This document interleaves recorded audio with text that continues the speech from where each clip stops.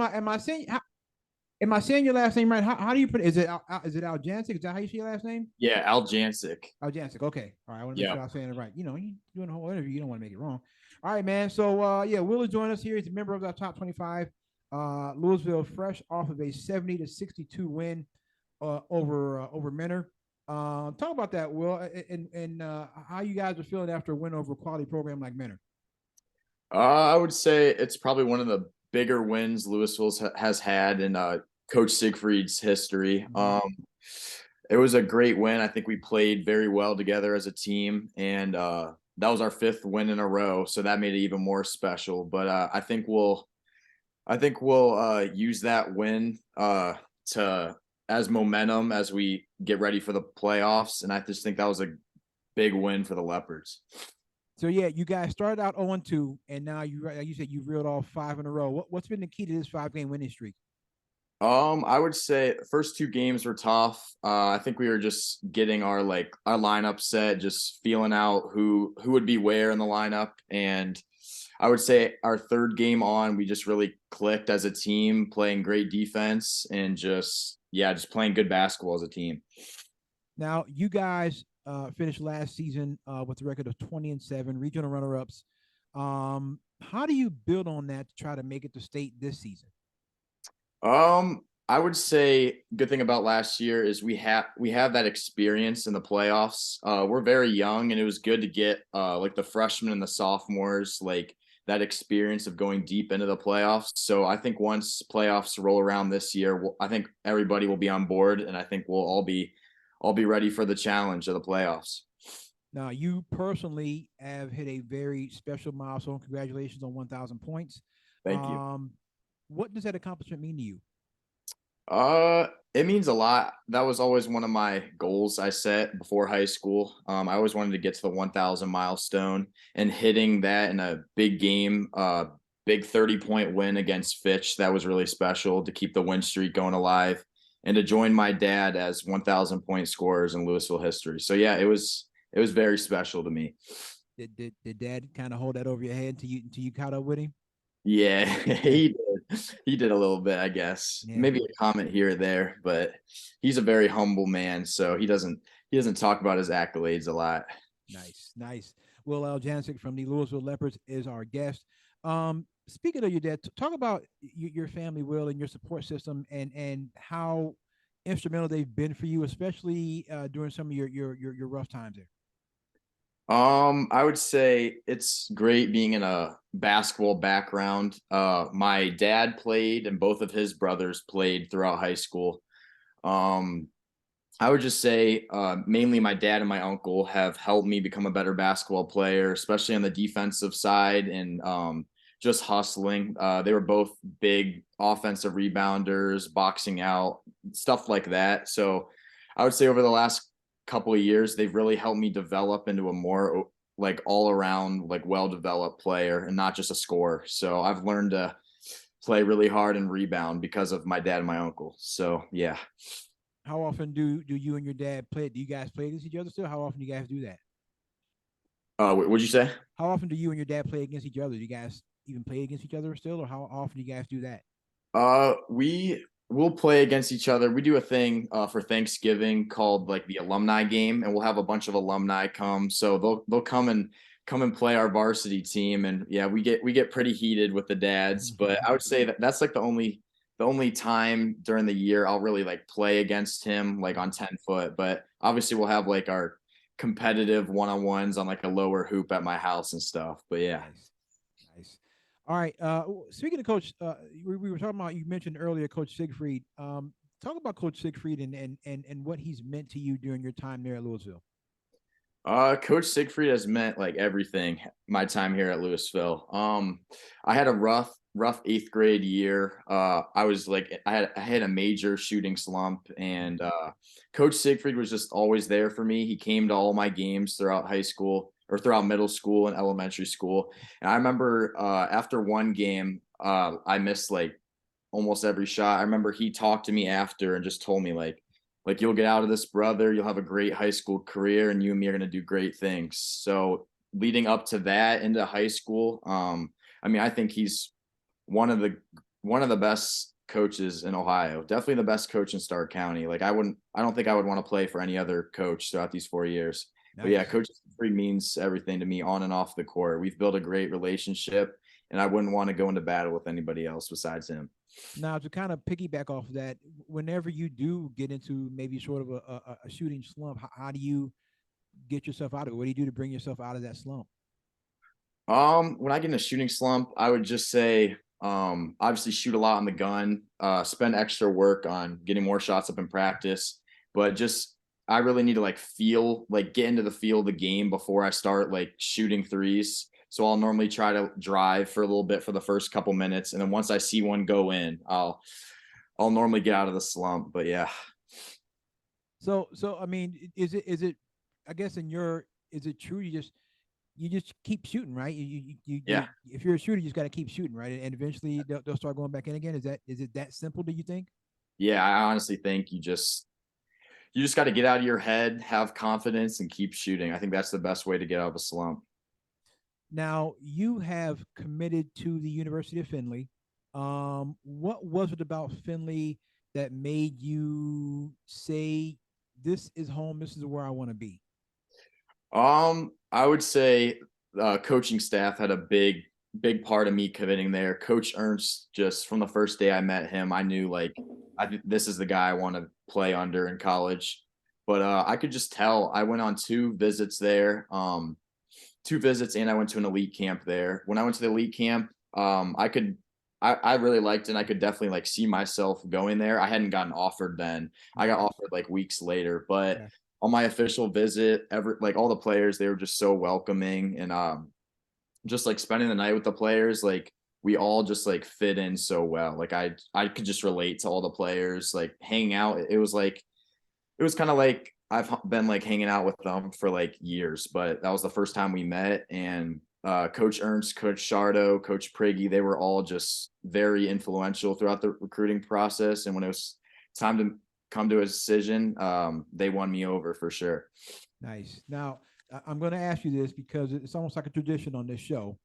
Um, During your process, your recruiting process, because my producer over here, Eli, is an alumni. Did you ever have any talks at all with Bowling Green? I did not. I'm not sure. Oh man, come on! It's literally 20 minutes up the road, man. I know they never texted me or anything. I never talked to Bowling Green. Oh, you don't want to win, huh, BG? Wow, Okay, wow. okay, cool. Um, Talk about Will Aljancic. Will Aljancic from the Louisville Leopards is our guest. Um, so talk about the recruiting process, Will, and what advice would you give to other players that are getting ready to go through that, the grind of it all? Talk about that, and was it really hard for you? Yeah, I would say the recruiting process was the most fun but hard time of my life. It was Mm-hmm. very stressful, especially with I was blessed with lots of opportunities to Mm-hmm. choose from, and it made it really hard on me. But I would say the advice to kids is just kids going through a recruiting process is I would make sure to like first off go where you're wanted. Big thing for me is like I could have waited out and gone to a Division 1, but I would have been like a third or fourth option for them. I wasn't going to be their first offer Right. or really wanted by the coach. It was just, I guess, I'd be like a player that would be like a role player there. Kind of get But lost on the bench. yeah, yeah, I would say go where the coach wants you, the team wants you, and where like you can play early because that's just so important. Like nobody wants to sit on the bench your first 2 or 3 years. Like Right. you just want to go into a family atmosphere and not just like an atmosphere where you're just like there.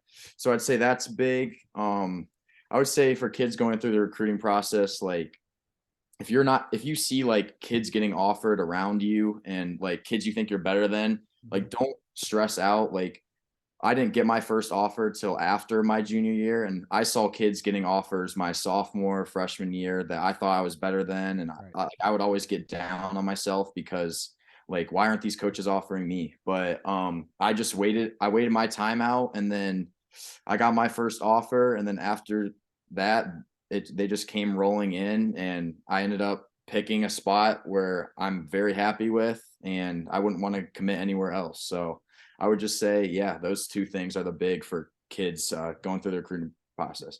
Well, and I think like we always say here, you don't have to go D1 anymore. This isn't Yeah. 1981. Right, You can right. you can go to a Finley or another, and no disrespect to Finley, but you can go to a school like that. And if you're good enough, they'll find you. You know what I mean? It's like Dwayne Wade went to Marquette. He didn't go to North Carolina or Duke or nothing like that. You know what I mean? So it's like if you're good enough, they'll find you. Not that Marquette is Marquette's still D1, but still Marquette's not. We think of powerhouse basketball schools. Marquette's not going to be up there. You know what I mean? They're not going to be up there with the North Carolina, the Dukes, the back in the day with Syracuse and programs like that. So, okay, so you're at Finley. You've committed to Finley. Do you have a major picked out yet? Yeah, I'm gonna go into sport management. Yeah. Excellent choice, Will. I was a sport manager. That's what my degree is in. So Nice. nice. So I guess sport management. So is that like maybe like being like an agent or something like that? Is that Yeah. Yeah. Or Okay. I mean, athlete. I mean, it's different varieties in sport management. You going, in generalization in sport management, sport marketing, is endless possibilities. Yeah, see, you got to be ready to be on both sides, the court side and the off court side. Yep. So what is a typical day for you, Will, during the in season? What's a typical day for you? To take us through a typical day from the time you get up to the time you go to bed. What's a typical day for Will? So wake up early, go to school, obviously. I get out 1:30. I'll come home, eat a quick meal, and then I'll get ready for practice. Go to the school pretty early, stretch, just get me prepared for practice. And then after practice, I'll ice. And then come home, eat dinner. Depending on when we have a game, I'll go and get a lift before I eat dinner. But if it's a game day or a game before, I won't lift. So I'll come home, eat dinner, do schoolwork, sometimes play Xbox with friends, just chill, watch NFL, stuff like that. But yeah, during the season, it's mainly just basketball and school for the most part. 1:30. What time do you get there in the morning? We start school at 7:30, so I'll get there at like 7:20 ish. Man, dang, son. Right. Must be nice. Right. Must be nice. I'm just saying, yeah, 1:30. That's. But I mean, so does that have to do with the classes you take? Like you take X amount of classes, or you've already got enough, you know what I mean, that you can just you Yeah. live 1:30. Yeah, yeah. All right, I'm mad at it, I guess. So when it's time for you to get away, right? Get away from basketball, get away from schoolwork, get away from all that, and just kind of decompress. What do you do to get away from all that? I would say hang out with friends is a great way for me to just get my head off of basketball and school. Um I would say watching NFL. I love fantasy football and stuff. So just watching games and spending most of my Sunday just sitting on the couch resting and like watching my guys play. Like that's just a great way for me to get my head off of things. But yeah, I would say those two things. All right, I'm gonna assume, but well, I don't want to assume. Who's your favorite team? NFL team? I would say the Browns. Okay. The Browns Yes, and the sir. Saints. Yes, Yeah. sir. Browns and Saints. All right. Well, keep losing Saints, so my Eagles can get that number one pick. Keep that the high Yeah, pick. yeah. Okay, my Eagles got a question. Go ahead. So you mentioned food and everything. How's your diet? Like what do you eat for breakfast? What do you eat for lunch? What do you eat for dinner?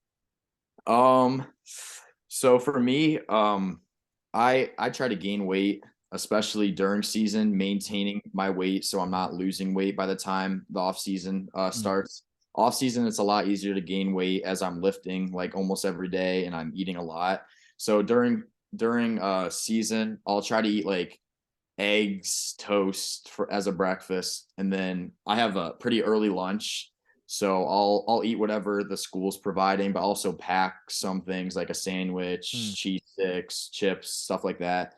And then I'll try to get my third meal when I come home from school in between practice. And that's normally like leftovers or something. It's just something quick I can eat before practice to get my body ready. And then dinner will be some sort of protein like chicken, steak, something like that, whatever my mom and dad are making with like vegetables and then like potatoes and stuff. So yeah, I try to get 4 meals in a day to maintain my weight during the season. But yeah, I'd say that's like my diet. I like it. I like it. Pretty healthy. No sugary cereals or nothing like that. That's good. I like that. I like that. Now, not me. I'm eating cereal, but that's just Yeah, me. Yeah, I know you eat cereal, man. Hey, listen, Will, man. Thank you so much for coming through, man. We really appreciate it, man. And congratulations again on the 1,000 points and on really on your whole career, man. And Louisville should definitely be proud of you, man. I know Finley's gonna love you. Real quick, man, before we go, if anyone from Finley is listening, man, tell them what kind of player they're getting in Will Aljancic. First off, thank you for having me on here, and thank you. I would say the Finley community is going to get a guy that will do whatever it takes to win. I hope to provide scoring. Obviously, my freshman year, I hope I can go right in there and become one of their leading scorers. But I also want to be a guy that can guard at that level early on as a freshman. I want to be able to take the team's best or second best player if I have to and hold him to a minimum points. But I would just say that Finley's going to get a hardworking kid that will do whatever I can to help our team win a national championship. Appreciate that, man. That's what's up. Finley, you got it. There it is, Finley. You're getting a good one. Listen, Will, again, man, thank you so much, man. We really appreciate it. We're proud of you, man. And I'm sure we'll try to get down to one of your games this year. All right. All right, sweet. Thank you. Thanks for having me. Man. You got it, man. Take care.